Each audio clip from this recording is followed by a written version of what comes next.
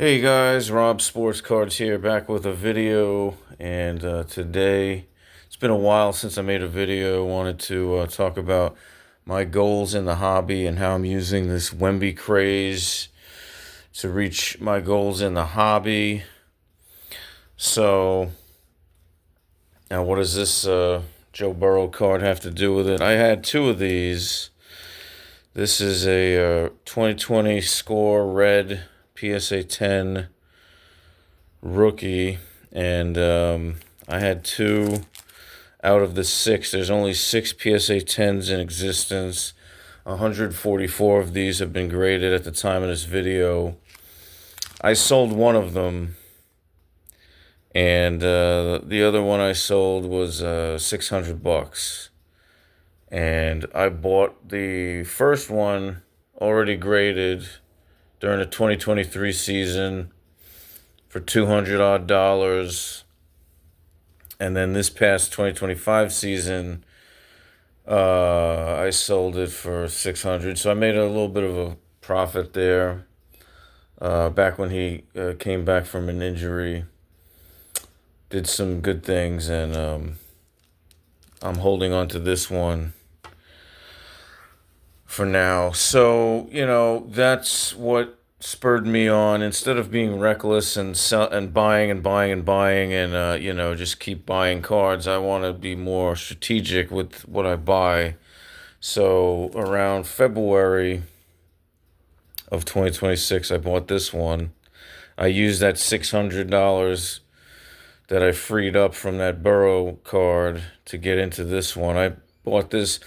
I'd say it was a mistake to buy this. This is a serial number to 75 purple draft picks. It was already graded, and I bought it at 720. So, yeah, got into it at about 720 after that Burrow sale.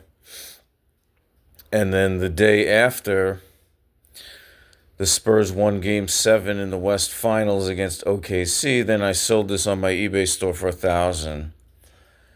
So I gain, once eBay takes their cut, then I get about 140. So I came out ahead on both of these cards. And that's kind of what I want to do from now on. I want to be more strategic when I buy into cards, and then, try to come out ahead, because I've bought so many cars where I end up behind, and then I sell it at a loss. So I want to stop doing that. And this is a small gain. 720 in, 1,000 out, minus eBay fees turns out to 860. So at least I got out ahead when I sold this. But the second part of the video, in addition to being more strategic, this Wemby craze. I mean, that's not a good game plan moving forward to risk 720 to win 140. That's just not. The arithmetic is terrible. And I think now with the capital that I've spent, and happy to have gotten out ahead with this card, maybe I'll go into more secure purchases. If I dump $1,000 into a Jordan card or a Kobe card or Ken Griffey Jr. card, I think that'd be a better idea than to go into another Wemby or go into a Cooper Flag, or because the volatility is so ridiculous. I had this card listed on my eBay store for months at $1,000. Now, if the Spurs blew it in Game 7 down the stretch and OKC came back to win, do you think I would have been able to get out of this card? Get out of this card ahead the very next day on that Sunday when I sold it? I doubt it. I doubt it seriously. So I was happy that I gambled and won. But looking back on this, now that I'm going to send this out, that was such a bad buy-in price. The profit margins are so razor thin that risking 720, it's really not. It's not that great of a. The reward's not that great. Now this one I've bought. I had this much longer than the one I just sold, and I bought this. Let's say I bought it in at 800 or so. I've had this for a couple years now. Got it graded myself back when I still had my PSA membership. And, people really don't like horizontal cards. So even though this is serial number to 99, and Wemby's the hottest player on the planet, could I break even? I mean, who's to say? Maybe I can't. I see the other. There's another Wemby purple variation that's going for $7.95 or best offer. It's basically the sideways version, the horizontal version of this card in a PSA 10. At the time of this video, is listed on eBay for $7.95 or best offer. So I mean, if I sold this for $7.95 or best offer, I would actually lose money.